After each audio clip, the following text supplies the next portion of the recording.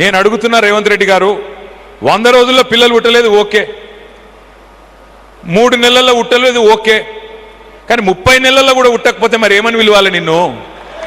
నేను అడుగుతున్నా. 3 నెలల్లో పుట్టారు ఓకే, నో ప్రాబ్లం, 30 నెలల్లో పుట్టలేదు మరి ఏమనాలి నిన్ను? నేను ఏమన్నా అన్నాం అనుకో ఆయన కోపం వస్తుంది. ఇక కోపం వస్తే ఏమవుతుంది? ఇక అడ్డమైన తిట్లు తిడతాడు. ఏమంటాడు? ఏమైందా రేవంత్ రెడ్డి గారు, మరి మహిళలకి నెలకు 2500 ఇస్తానో కదా, ఏడబోయింది అంటే నీ లాగులో తొండలు ఇడిచిపెడతా. ఏమైనా మరి 10,000 15,000 చేస్తా అంటే కదా, ఏమంటే నీ గుడ్లు వీకి గోటీలు ఆడతా. ఏమైనా మహిళలకు 2500 ఇస్తా అంటే కదా, అంటే నీ పేగులది నీ మెడలు తీసి నీ పేగులు తీసిన మెడలు వేసుకుంటా. ఈ పేగులు మెడలు వేసుకునేది నాకు అర్థం కాదు. ముఖ్యమంత్రి ఏమన్నా బోటీ కొట్టేటోనివా? ముఖ్యమంత్రివా? ఏమిడిది నువ్వు? గింత అన్యాయం ఉంటుంది అంటే ఏందంటే ఆయనకు పరిపాలన చేతనైతే లేదు, నడుపు వస్తలేదు.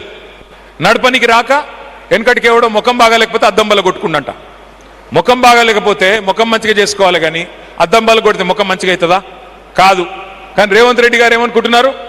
కేసీఆర్ని తిడితే చాలు, కేసీఆర్ని తిట్టుకుంటూ తిరిగితే చాలు. కేసీఆర్ అప్పులపాలు చేసిండు, అప్పులపాలు చేసేసిండు కేసీఆర్ మొత్తం.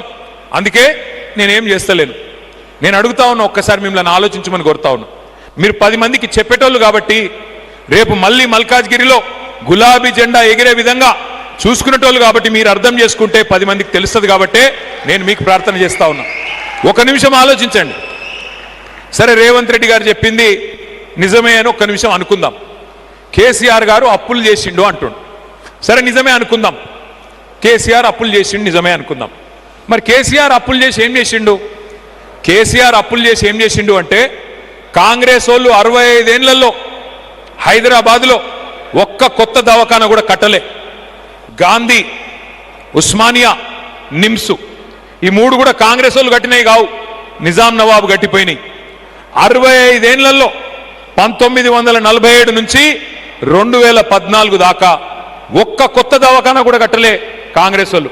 కానీ అదే కేసీఆర్ గారు Telangana institute of medical sciences పేరు మీద ఒక్కొక్కటి 1000 పడకల ఆసుపత్రి 4 గట్టిండు. మీ అల్వాలలో టిమ్స్ అల్వాల ఇలా కనబడుతున్నదా?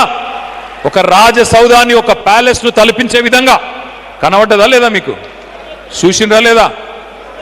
కట్టింది మనం, పెయింటింగ్లు వేస్తున్నది వాళ్ళు.